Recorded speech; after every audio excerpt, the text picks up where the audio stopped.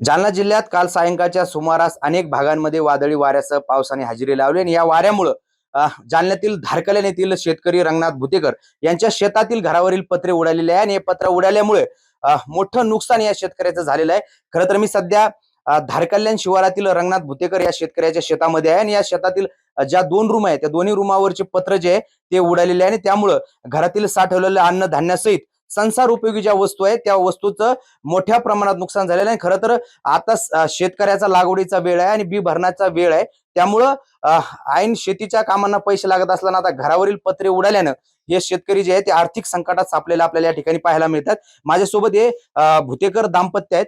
दादा, काय कधी पाऊस झाला होता आणि कसे म्हणजे काय उडलंय, काय नुकसान काय झालंय? काल 5 वाजता पाऊस झाला तर ह्या वादळाने दोन घरावरचे आमचे पत्र काहीच राहिलेले नाही आणि आता आम्ही शेती करा का ह्या ऊन राहत इथं घरात सार पूर्ण ऊन पडेले, अन्न धान्याने काही 2 गाड्या तुटून गेल्या, पूर्णच नुकसान होईल। आम्ही आता एक शेती बघा का एक तर इकडे बघा आता काल केव्हा नेमकी वादळी वाऱ्यासह 5 वाजता काल 5 वाजता वादळ भलता पाऊस ते भलतं नुकसान झाली, आमची काहीच राहिलेलं नाही आम्हाला।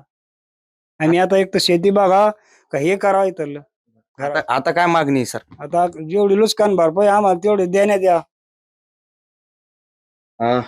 ते तुमच्या घरावर काल वादळी वाऱ्यामुळे पत्र उडालेले, काय काय नेमकी घरातलं नुकसान झालं?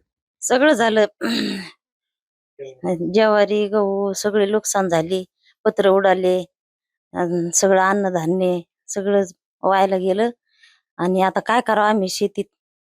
आता सगळं नुकसान झालं, घराची याची सगळी 2 गाड्या फुटल्या, तिकडं गाईच्या याच्यावर पत्र उडले आणि नक्कीच खरं तर हे भुतेकर दाम्पत्य आहे आणि धारकल्याण शिवारामध्ये शेतात ते राहतात आणि काल सायंकाळच्या सुमारास झालेल्या वादळी वाऱ्यामुळे त्यांच्या घरावरील जे पत्रे उडाले आहेत त्यामुळे त्यांचा संसार जो आहे तो आता उघड्यावरती आलेला आपल्याला पाहायला मिळतो। अक्षय शिंदे, साम टीव्ही न्यूज, धारकल्याण, जालना।